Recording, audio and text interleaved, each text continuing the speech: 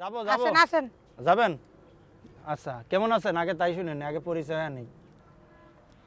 কি নাম আপনার? আয়েশা আক্তার। আয়েশা আক্তার। বাসা কোথায়? বাসা হয়েছে বিক্রমপুর।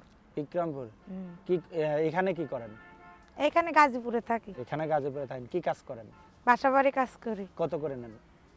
কত করে ৩,০০০ ৪,০০০ করে টাকা দেয়। আচ্ছা, তো আমাদের সাথে এখানে প্রতিবেদন করতে আসছেন কেন? আসলাম ভাই, এর আগেও আমি একটা প্রতিবেদন করছি।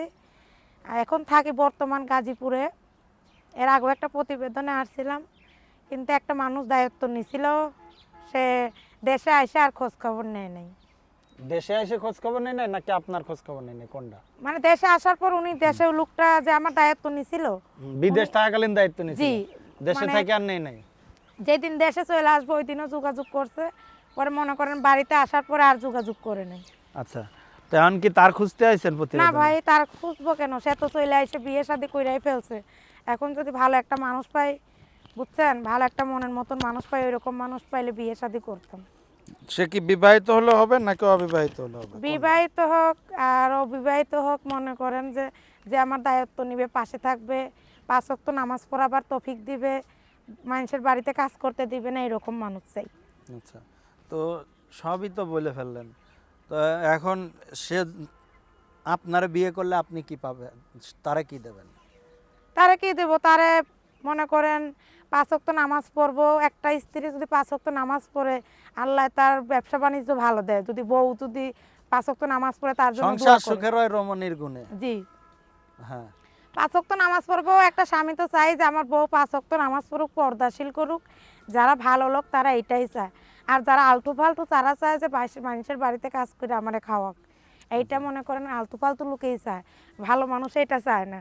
ভালো মানুষ চায় যে এই বউ বাসায় থাকবে, বাসার সংসারে কাজ করবে, আর এই নামাজ কালাম পড়বে, এটাই চায়। আচ্ছা, আপনার বিয়ে শাদী এর আগে একবারও হয়েছিল? না ভাই, বিয়ে শাদী একবারও হয় নাই? না। একেবারে নতুন আর কি, বিয়ে ইনশাল্লাহ করার জন্য আইছেন। ইনশাল্লাহ। আচ্ছা, তো দেখা যাচ্ছে যে প্রতিবেদন করে, হ্যাঁ, অনেকেই সবার বাপ মা মরিয়ে গেছে, বাপ বিয়ে করছে, মা বিয়ে করছে, এখন একা একা থাকতে পারে না, দাদির কাছে মানুষ হয়েছে, এইসব বংশং করে, হ্যাঁ, পরে টাকা পয়সা নিয়ে মোবাইল বন্ধ করে আলাদা। না, মোবাইল বন্ধ করবো কেন ভাই? এই জন্য আর কি আমরা বলতেছি যে এগুলো কিন্তু করেন না, ঠিক না, আছে?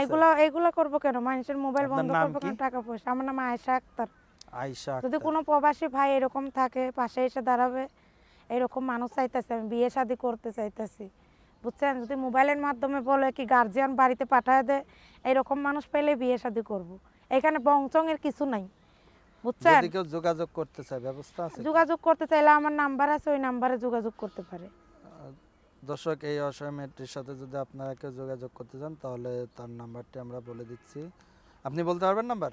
আপনিই বলেন না ভাই। 01985102231, 01985102231, 01985102231।